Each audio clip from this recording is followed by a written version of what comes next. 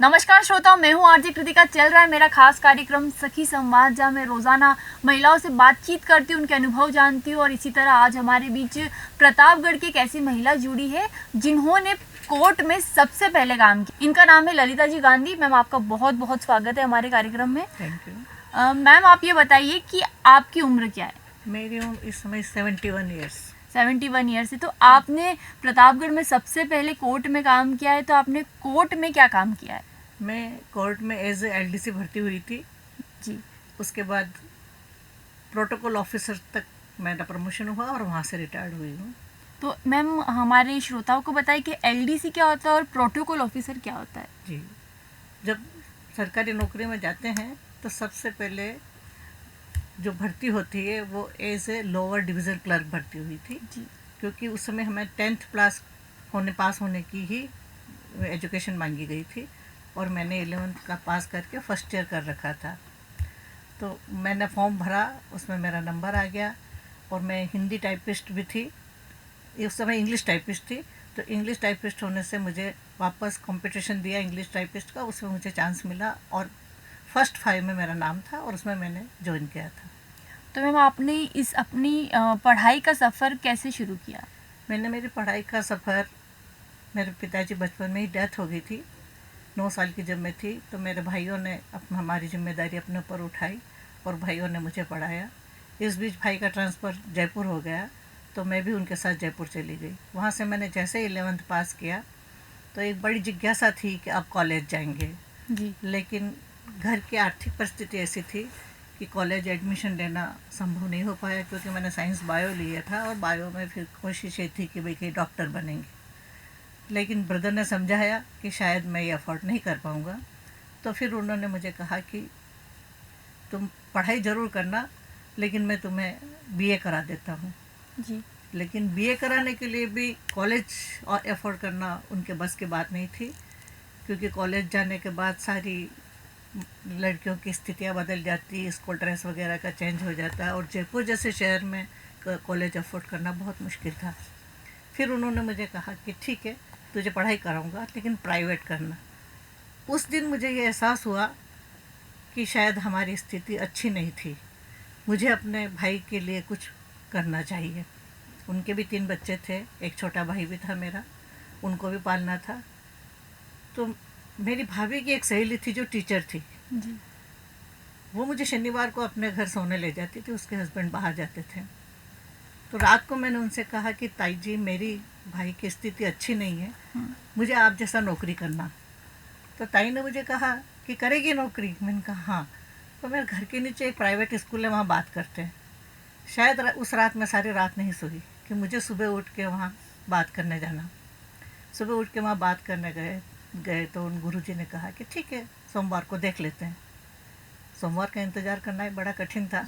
जैसे तैसे सोमवार का इंतज़ार किया, वहाँ जा कर के बात करी और उन्होंने मेरा साइंस बायोलॉजी का रिकॉर्ड वगैरह देखा पढ़ाई का, कहा कि कल से स्कूल आ जाओ। और मैंने वहाँ 60 रुपये महीने से नौकरी ज्वाइन की। 60 रुपये महीने? 60 रुपये महीने से। उन 60 रुपये महीने की नौकरी करते हुए जब मुझे 1 महीने तक लगातार जाते हुए देखा तो एक पड़ोसी परिवार, डॉक्टर परिवार था, उन्होंने कहा आप कहीं पढ़ाने जाती है? मैंने कहा हाँ। तो उन्होंने बोला कि हमारे बच्चों को ट्यूशन पढ़ा दोगी? मैंने कहा मेरे बड़े भाई से पूछ कर। बड़े भाई ने कहा कोशिश करना।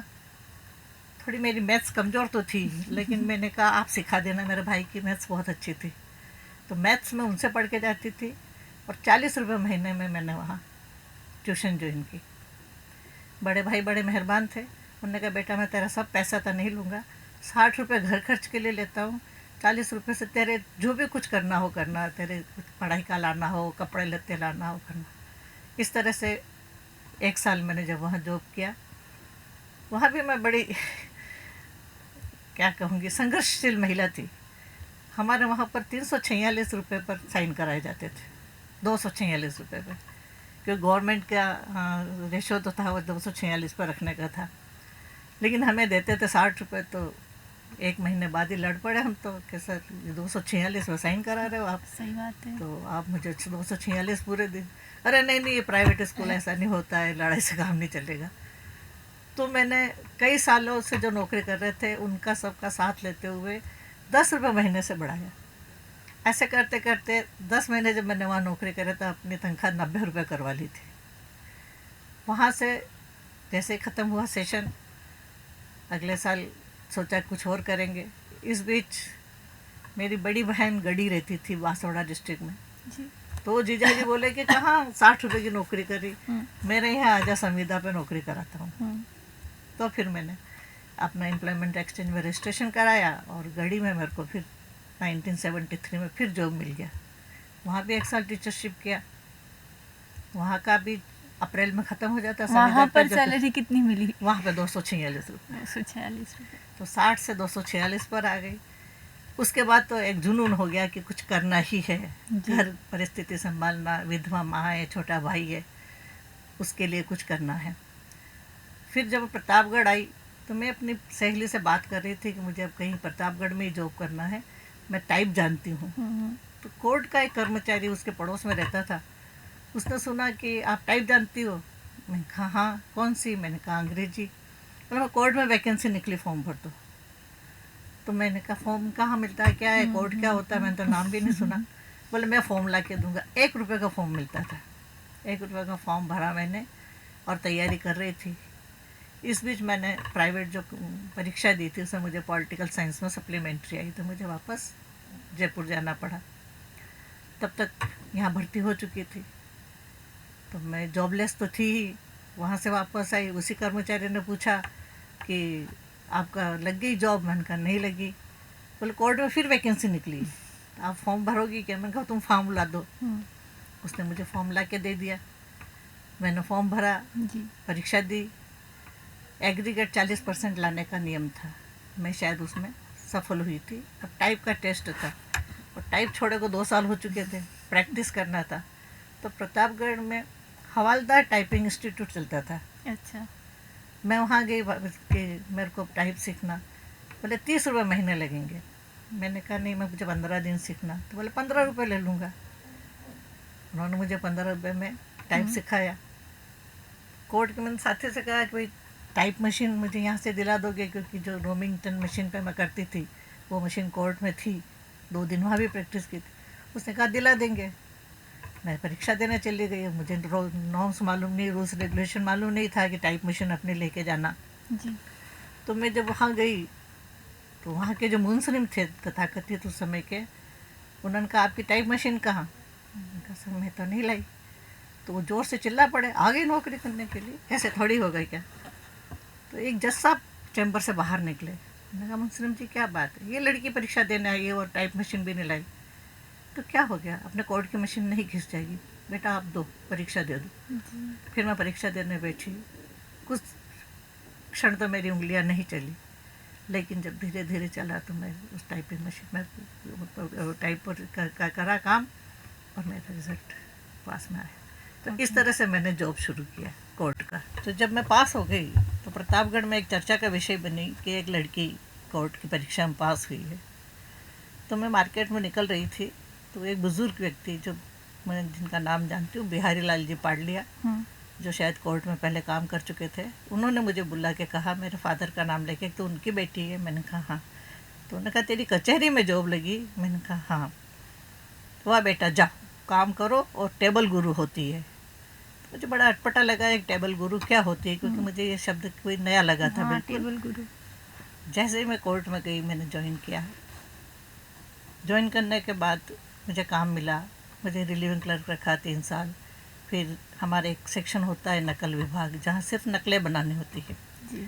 तो वहाँ मैंने 6 साल कंटिन्यू काम किया।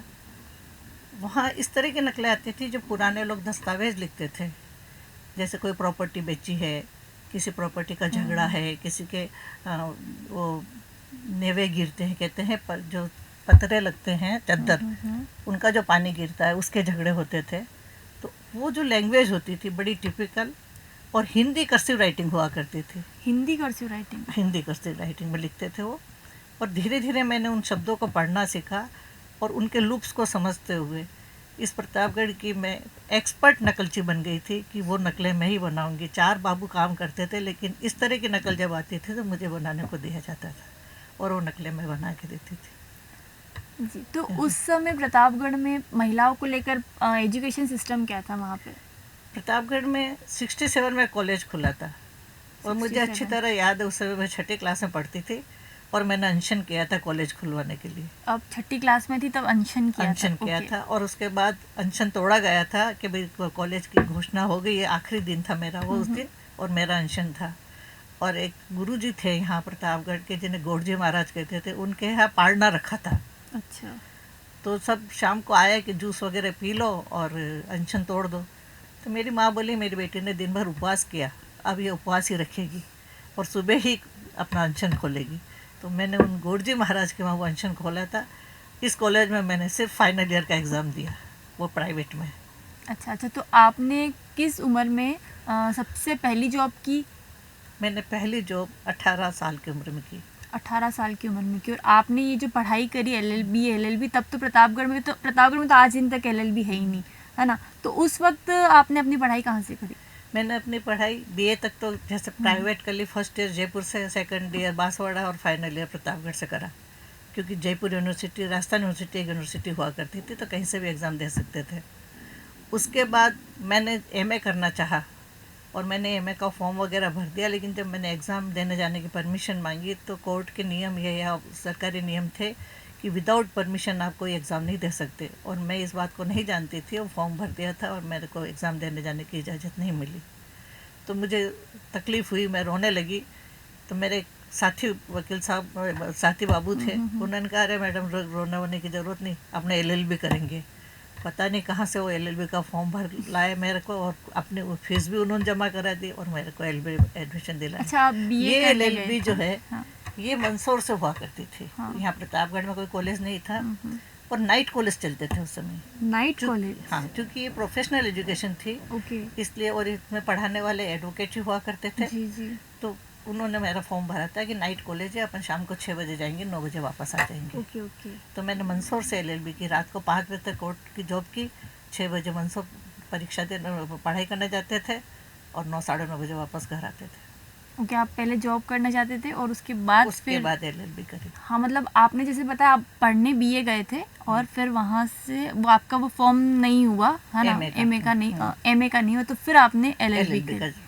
ओके, तो आपने शादी से पहले पढ़ाई करी या बीए एलएलबी की, या शादी के बाद? मैंने एलएलबी फर्स्ट ईयर तक तो शादी के पहले कर लिया था। इसके बाद सेकंड ईयर मैंने शादी के बाद किया ओके और 79 में मैंने एलएलबी कंप्लीट किया। ओके, तो आप ऐसी पहली महिला है जिसने प्रतापगढ़ में कोर्ट में काम किया। तो उस वक्त महिलाओं को इतना आगे बढ़ाया नहीं जाता था, तो कई बार आपने बहुत सारी नेगेटिव चीज़ों का भी सामना किया होगा। तो क्या चीज़ें रही होगी उस वक्त काफ़ी आपके पास? नेगेटिव चीज़ें सामने आई थी। कई तरह के लोग मिलते थे, हम्म, लोग कई तरह की टिप्पणियाँ भी करते थे, हम्म, लेकिन इन सब का एक ही सार निकाला कि जितना पुरुष का चरित्र होता है उतना ही महिला का चरित्र भी होता है। तो अगर पुरुष को हम किसी तरह से पॉजिटिव वे में लेंगे तो शायद वो हमारे काफ़ी सहयोगी भी हो सकते हैं, और अगर हम उन्हें इसी हिकारत की भावना से देखेंगे या नेगेटिव बात में ही सोचेंगे तो हो सकता है उनके मन में बदले की भावना आएगी और वो कुछ तो भी आपके साथ करने की कोशिश करेंगे। मेरा ये सौभाग्य रहा कि मैं प्रतापगढ़ लोकल थी, अधिकतर लोग कोर्ट में लोकल थे और लोकल होने से मुझे काफ़ी सहयोग भी मिला और सहायता भी मिली। और कोर्ट का काम ऐसा था जिसे किसी तरह से कोई किताब नहीं थी जिसे पढ़ करके बच्चों को पढ़ाना, या हर चीज़ नई रोज़ देखने को मिलती थी और रोज़ नया सीखने को मिलता था। लेकिन वो तभी सीखने को मिलता जब मुझे जिस सेक्शन पे लगाया जाता, मुझे वो गुरुजी याद आते थे जो कहते थे बेटा टेबल गुरु होती है। उस टेबल पे बैठते ही मैंने वो सब काम किया। यहाँ तक कि कॉमर्स सब्जेक्ट नहीं होते हुए मैंने अकाउंट्स भी डील किया, मैंने एज ए रीडर भी डील किया, एज ए फौजदारी बाबू, दीवानी बाबू, जो हमारे यहाँ सेक्शन होते हैं अलग अलग, उन सब जगह काम किया। कोई ऐसा मौका नहीं था जो मैंने छोड़ा। तो ऐसा कोई किस्सा बताएंगे आप जो आपको नेगेटिव चीज़ों का सामना करना पड़ा? नेगेटिव चीज़ में ऐसा रहा है कि कुछ लोग थोड़ी व्यंग्यात्मक भाषा में जब बोलते थे या उनके भावों में कोई परिवर्तन आता, तो मैंने उनका सामना करने के लिए एक बार ऐसा ही कोई एक व्यक्ति था, क्लाइंट ही था बाहर से, वो बार बार हमारे कमरे एक बार चक्कर लगा रहा था। मैंने देखा ये क्या करना चाहता है पता नहीं। वो बाहर गया, घूर रहा था, कुछ आँख ऊँची नीची कर रहा था। जी। तो मैंने उसे रोका। मैंने कहा तुम 4 चक्कर 6 चक्कर इधर लगा चुके हो, इतनी बार पानी उधर पानी की प्याऊ थी तो इतनी बार पानी कोई प्यास लगती नहीं है, तुम्हारे इरादे अच्छे नहीं हैं, अब तुम बताओ तुम मुझे घूर के देखना चाहते हो तो कितनी देर घूर के देख सकते हो, और मैं देती हूँ तुम्हें 10 मिनट का टाइम, अगर पल के झपका दे तो झापट मारूंगी। वो वहाँ से ऐसा भागा कि वापस लौट के कभी नहीं आया। उसी व्यक्ति से वापस एक बार चित्तौड़ जब मेरी ड्यूटी लगी थी तो पाला पड़ा, उसके कोई डॉक्यूमेंट्स कोर्ट में जमा थे जो उसे वापस लौटाने थे जी। तो मैंने जब उसे बुलाया कि भाई हाँ है वो क्लाइंट, बुलाइए उसको, हम डॉक्यूमेंट जो है दे देते हैं। उनके वकील आए, बोले वकील साहब कि मैडम वो तो नहीं आएंगे, आप हमें दे दीजिए। उनका सर ये दस्तावेज हैं जो उन्हीं को लौटाने होते हैं, उनकी रसीद हमारे इसमें लगती है, हम उन्हीं को देंगे। 3-4 बार बुलाने पर भी जब वो नहीं आया तो उन्होंने कहा कि वो आपसे डर रहा है। मैंने कहा भाई क्यों डर रहा है? तो जब वो आया सामने मेरे तो मैंने उसे कहा कि जगह जगह का कर्तव्य होता है, अभी मैं जहाँ बैठी हुआ मेरा सिर्फ एक ही कर्तव्य है कि मुझे अपना काम करना है, इससे नीचे उतरने के बाद तुम जो हरकत करोगे उसका जवाब वैसा ही मिलेगा। तो शादी के बाद भी जॉब कंटिन्यू रखी? शादी के बाद भी जॉब कंटिन्यू रखी है। इसी बीच मेरे 2 बच्चे भी हुए हैं, दोनों बच्चों को बड़ा किया है। मैं पहली महिला थी जो प्रतापगढ़ में 2 किलोमीटर दूरी होने से पैदल जाने में टाइम लगता था तो साइकिल खरीदी और साइकिल लेकर जाती थी। उस साइकिल से मैंने बच्चों को भी छोड़ा है, अपने साथियों को भी बिठा कर ले गई हूँ और काफ़ी संघर्ष करते हुए मैंने अपना काम किया है। टाइम मैनेजमेंट का बहुत ध्यान रखना पड़ता था, बच्चों को स्कूल भेजना, फिर गृहस्थी को भी संभालना। उस ज़माने में ना तो कोई घर में काम करने वाली बाइयाँ होती थी न कुछ नहीं। सुबह 4 बजे से ज़िंदगी शुरू होती थी और रात को 12 बजे ख़त्म होती थी। मैं लोगों से कहती थी मेरे लिए 24 घंटे कम पड़ते हैं, दिन के 24 घंटे से कुछ और बढ़ जाए तो मैं और काम करूं। उसके बावजूद भी मैं कई वैरायटी खाने लंच ले जाती थी तो बना के ले जाती, तो जेंट्स को बड़ा आश्चर्य होता था कि मैडम ये सब कब करती हो आप, दिन भर तो यहाँ रहती हो। मैं उन्हें कहती थी रात मेरी है, रात को बैठ कर ये सारा काम करती हूँ। इस प्रतापगढ़ में रिवाज है कि पापड़ पपड़ी मिठाइयाँ सब घर पे बनाई जाती है और वो मैंने सब किया और आज भी करती आ रही हूँ। परिवार का सहयोग कितना रहा आपको, ससुराल पक्ष से और पियर पक्ष से? पियर पक्ष से तो रहा ही है, ससुराल से कितना रहा? परिवार का सहयोग बहुत रहा मुझे, विशेष करके पियर पक्ष का तो रहा ही है। और जब मेरा जॉब लगा था तब मेरे भाई जयपुर थे और मेरे प्रतापगढ़ में जॉब लगा और यहाँ अकेली विधवा माँ थी।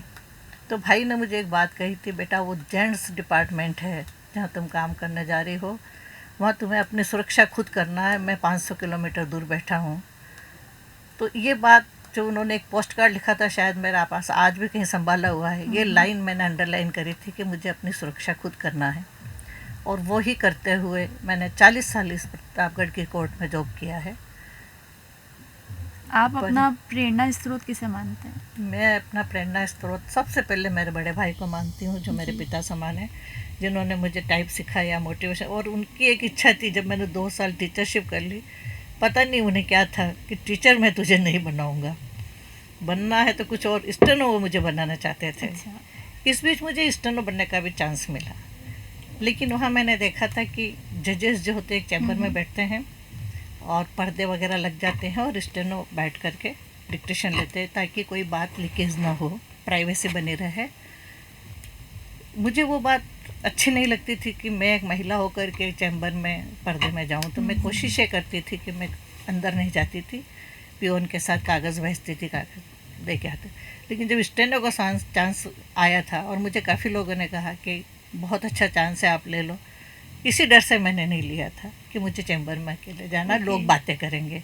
और वास्तव में लोग इस तरह की बातें किया करते थे उस ज़माने में, क्योंकि अब जो आज जागरूकता आई है महिला पुरुष के प्रति, वो उस समय नहीं थी। महिला को उस हाई दृष्टि से ही देखा जाता था कि मतलब वो इस काम की नहीं, वो घर में रहेगी, घूंघट के अंदर रहेगी, यही भाव लोगों के थे।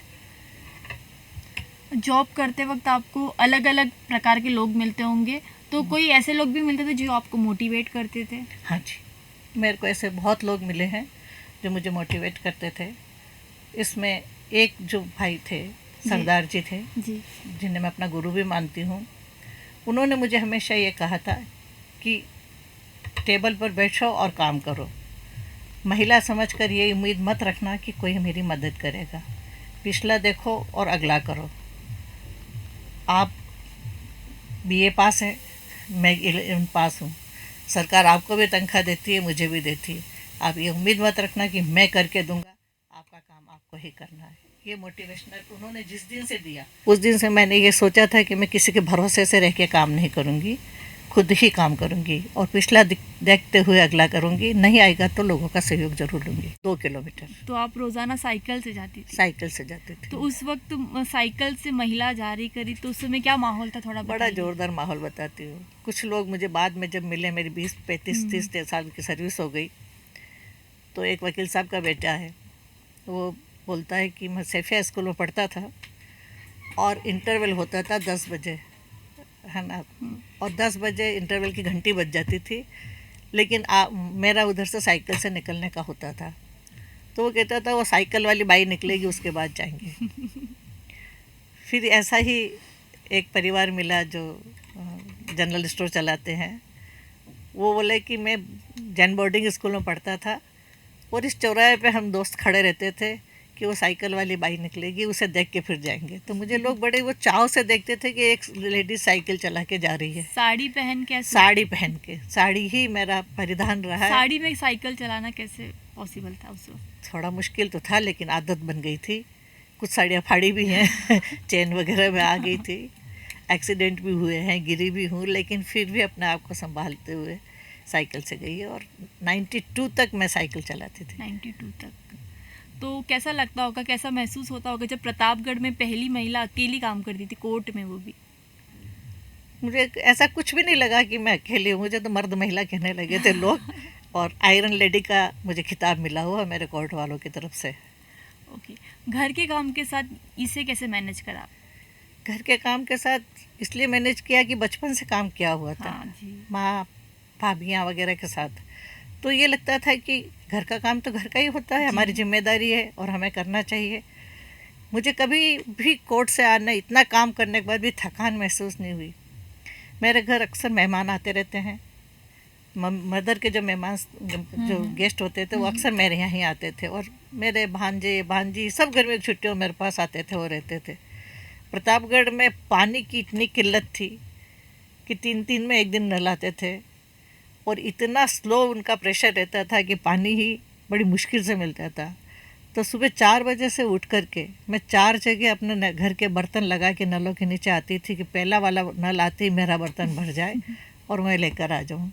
और वो सब पानी वगैरह भरना, कपड़े धोना, कपड़े हाथ से धोना, मशीनें नहीं थी, ये सब काम हाथ से किया। पर कैसे किया मुझे नहीं समझ में आता है, लेकिन एक मशीन थी, शरीर ही जी। अब तो शरीर के लिए मशीन हो गई है। हमने तो शरीर को ही मशीन समझा और काम किया। तो आपने इतने साल कोर्ट में भी जैसे काम किया है, तो कोर्ट में काम करते वक्त ऐसा कोई केस आया जिसने आपको अंदर तक आघात किया हो? आए दिन केस आते रहते थे। अधिकतर मर्डर केस आते थे। 376 के जो बलात्कार के केस होते थे वो आते थे। इसमें जो एक मर्डर केस मैं पढ़ रही थी, उसमें एक पति ने अपनी पत्नी पर शक करके उसकी मुंडी काट दी थी और मुंडी हाथ में लेकर के बालों से पकड़ करके वो थाने में गया और कहा कि लो, मैंने मेरी पत्नी का खून कर दिया। तो पुरुष इतना नृशंस भी हो सकता है, ये सोच करके बड़ा वो लगा कि क्या ज़माना आ गया है और किस तरह से लोग शंका के बिना पर ही अपनी पत्नियों के साथ, और पत्नी को पता नहीं क्यों शक की नज़र से ही देखा जाता है। ये दुख हुआ था कि कम से कम महिलाओं को उसको बोलने का चांस देना चाहिए कि उसने ऐसा कुछ किया ही नहीं, तो क्यों ऐसा किया जाए। कब की बात होगी लगभग ये करीबन 40 साल पहले की बात है। 35 से 40 साल पहले की बात है। झांसड़ी का मामला था, जहाँ तक मुझे याद है। झांसड़ी का मामला था। प्रतापगढ़ में सबसे ज़्यादा केस किसके आते हैं? वैसे तो सभी तरह के केसेस आते हैं। फिलहाल तो यहाँ जो चल रहा है एनडीपीएस एक्ट के वो केसेस है, पर इसके पहले जो ग्रामीण क्षेत्र है वहाँ से बलात्कार के केस ज़्यादा आते हैं। प्रतापगढ़ में बलात्कार के केस और बलात्कार के केस, इसमें अगर सच्ची पूछा जाए तो इनमें सही केस कम होते हैं। 50 या 60% तो गलत ही हुआ करते हैं, क्योंकि कभी कभी क्या होता है कि गाँव ग्रामीण लोग हैं, पढ़े लिखे कम हैं, कुछ लोग उन्हें सलाह देते हैं, तो वो कहते हैं कि अरे यार इस तरह का केस कर लो तो तुम्हारा केस बलात्कार जिता का दूंगा। आरोप हाँ। लगा दे। तो ओके। उनके घर में बहू बेटी होती है तो उसके नाम से बलात्कार का केस का छेड़छाड़ का केस लगा देते हैं और सोचते हैं कि हमारे इस मामले में समझौता हो जाएगा, इस कारण से तो होते जो हैं। झूठा आरोप लगाता है उनके ऊपर वापस कोई केस नहीं होता है? कानूनी प्रक्रिया है, जी। कई जजेस ने लगाए भी हैं, लेकिन फिर लोग सोचते हैं कि ठीक है आपस में राजीनामे हो गए हैं तो ठीक, उसको कोशिश नहीं करते आगे। ओके, तो आपका जन्म भी प्रतापगढ़ का ही है जी और हाँ। आप अभी तक प्रतापगढ़ में इतने साल से काम भी कर रहे हैं। आफ्टर रिटायरमेंट आपने क्या कुछ करा है? आफ्टर रिटायरमेंट मेरा 2014 अगस्त में रिटायरमेंट हुआ। उसके बाद यहाँ किशोर न्याय बोर्ड में एक वैकेंसी निकली थी जिसमें CWC की कहते हैं उसको, CWC मतलब बच्चों के देख रेख का एक जो होता है वो चाइल्ड वेलफेयर कमेटी, उसमें मैंने इंटरव्यू दिया था। उसमें मेरा चांस आ गया था, लेकिन वो चाहते थे कि हम महिला को अध्यक्ष नहीं बना के सदस्य बनाएंगे। तो उसमें मेरा बेटा भी बैठा था तो उसे चांस मिला और उसे अध्यक्ष बनाया गया था। अच्छा। उसके बाद फिर जब एक वैकेंसी निकली थी किशोर न्याय बोर्ड, उस बच्चों का कोर्ट जिसे कहते हैं साधारण भाषा में, उसमें मैंने फॉर्म भरा और उसमें मुझे सदस्यता का चांस मिला और वहाँ मैंने 6 साल काम किया, 2016 से 2022 तक। 2016 से 2022 तक। 22 अब तक। आप क्या करते हैं? फिलहाल तो अब कुछ नहीं, घर पे हैं, अब घर परिवार पे संभाल हैं। रही हूँ, 71 की एज हो गई है। जी। और वहाँ मुझे 6 साल, वो 3 साल का ही मेरा अपॉइंटमेंट था, लेकिन कोरोना काल आने से टाइम बढ़ता गया और 6 साल तक मैंने वहाँ लगातार काम किया। तो आप हमेशा से ही कुछ ना कुछ करते आए और अब आप अगर थोड़ा ऐसे फ्री बैठते तो आपको नहीं होता है कि मुझे कुछ करना है? अच्छा तो नहीं लगता है, पर अब लोग काम देते नहीं है। सरकार तो कहती है 65 साल के बाद अब आराम ही करो। फिर भी मैं काफ़ी एक्टिव हूँ, कुछ राजनीति से भी जुड़ी हुई हूँ, अच्छा। पेंशन विभाग से भी जुड़ी हुई हूँ और जो हमारा पेंशन विभाग है वहाँ भी सदस्य हूँ मैं, वहाँ भी अग्रणी कार्यकर्ता में रहती हूँ। और आज भी सामाजिक कार्य के लिए अगर किसी तरह की किसी को कोई मदद होती है, कुछ होता है तो मैं ज़रूर करने जाती हूँ। तो आप करते थे। सामाजिक कार्य में किस तरह लोगों की मदद करना चाहते हैं? सामाजिक कार्य में मुझे सबसे अच्छा बात लगती है संस्कार देना, ओके। और विशेष करके सास बहू के झगड़े वाले संस्कार देना। अधिकतर जब नई जनरेशन से मिलते हैं तो वो सास की नेगेटिविटी बताती है, जी। पुरानी जनरेशन से मिलते हैं तो बहू की नेगेटिविटी। मेरी घर में मेरे 18 साल से बहू आ गई है, हमारे आज दिन तक एक दूसरे से कोई बातचीत नहीं हुई, ऐसा कोई विवाद नहीं हुआ जो कि परिवार में कोई कलह का कारण बने। तो मैं लोगों को भी ये चाहती हूँ कि अगर हम इतना खर्चा करके बहू लाते हैं तो उसे अपने घर में एडजस्ट करने के बिल्कुल। लिए साल 2 साल का मौका दीजिए, उसे बताइए, समझाइए। और बहू को मैं समझाती हूँ कि अगर सास तुम्हें किसी बात के लिए टोकती है तो वो इसलिए टोकती है कि तुम एक्सपर्ट बहू बनो, ये कहे इस परिवार की खास बहू हो, ऐसा लोग समाज के लोग कहे, इसलिए वो तुम्हें रोकती टोकती है। तो इन बातों का बुरा